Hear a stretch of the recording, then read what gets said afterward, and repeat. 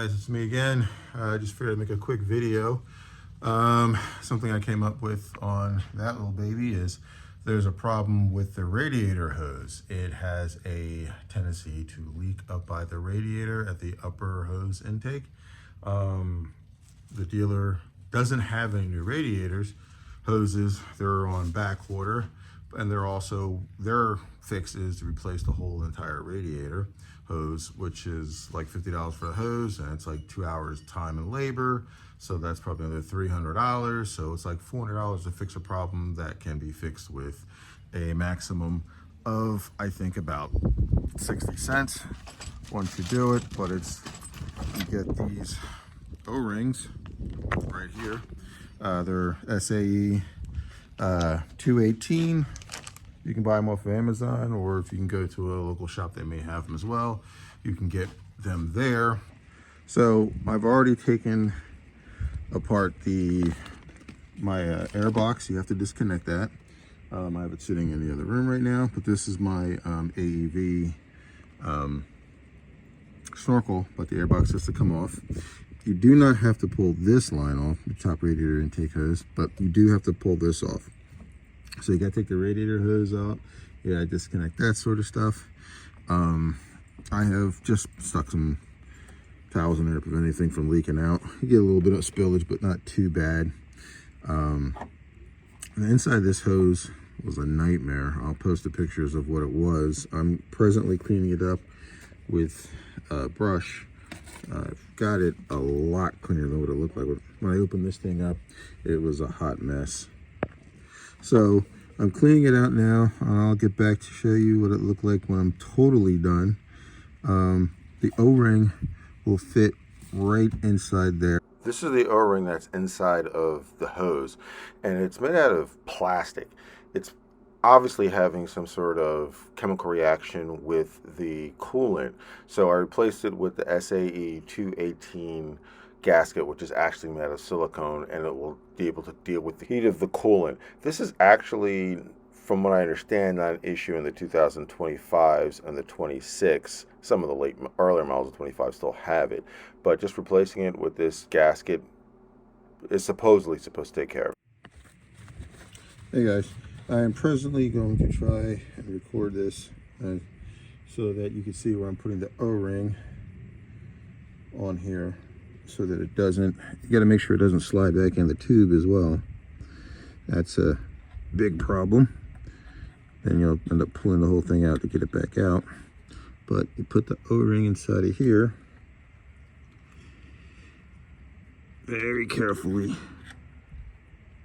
to make sure that you get a good seal again. There you go. Now, this should alleviate your cause if you're getting a leakage. You know, because mine was right underneath the underside of this tube, so I could tell that was coming out from here. I think it has something to do with the original tube. Should I say the original O-ring? Sorry, this is the original right here. It's filled with gunk and grime. I think it's starting to actually deteriorate, or it's because it's plastic, and I think it's not a rubber, and I think it's actually coming apart from the antifreeze, the coolant that we use, because we use that Dexant Max 2000 cool stuff. I think it's just chemically not working right, and it's just causing a lot of that stuff to get filled, and it was causing not to be a clean seal anymore. I think it might have just pulled apart. So, you know, mind you, I'm no mechanic, but I guarantee you this probably would fix me. I was checking on other sites and some forums, and that's what they said to do. So, you know, I wasn't getting any leaks anywhere else. I checked all the lines, checked the hose, everything was good.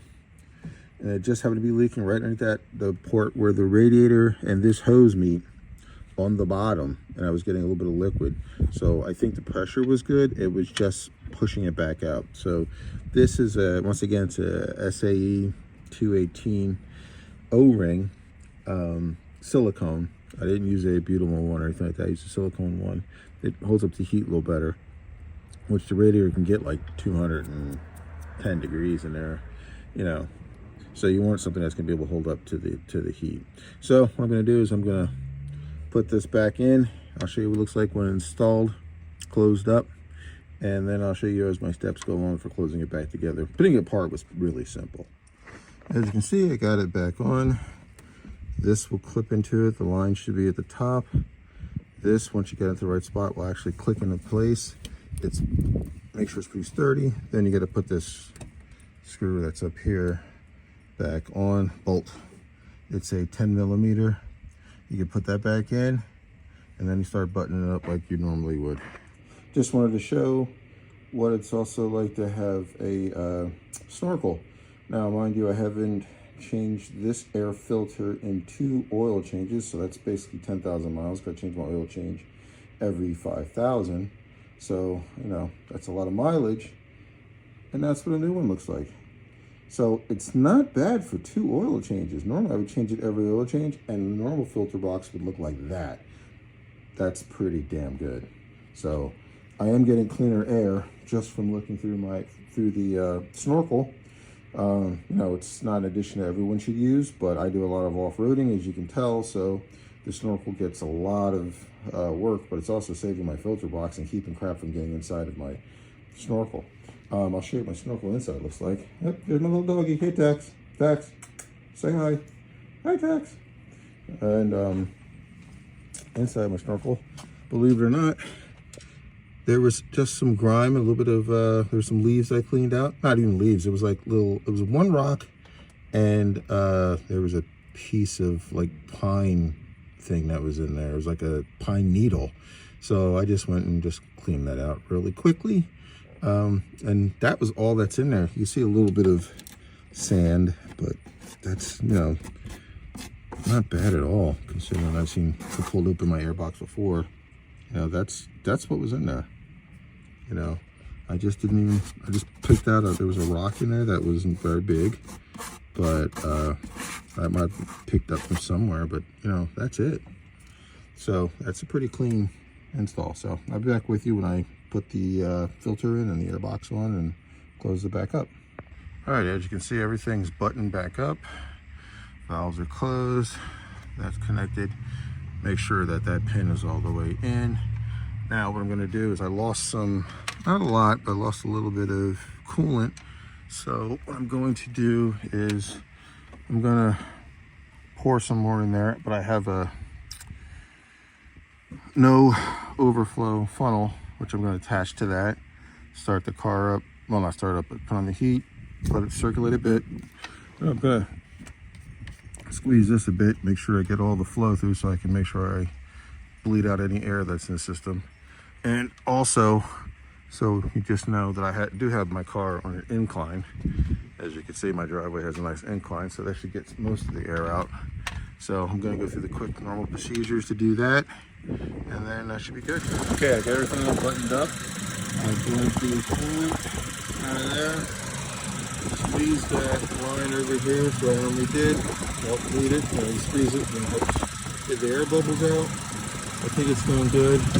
I have the thing on, fan starting to kick in. I think it's going pretty well. I'm going to let it run for about 5-10 more minutes. I think I should have gotten all the air out, and I tested the bottom. I don't see any leaks down here anymore.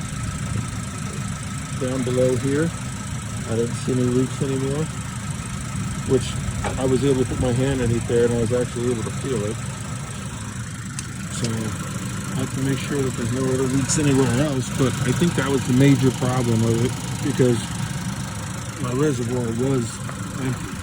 So, but it seems to be doing pretty good as of right now.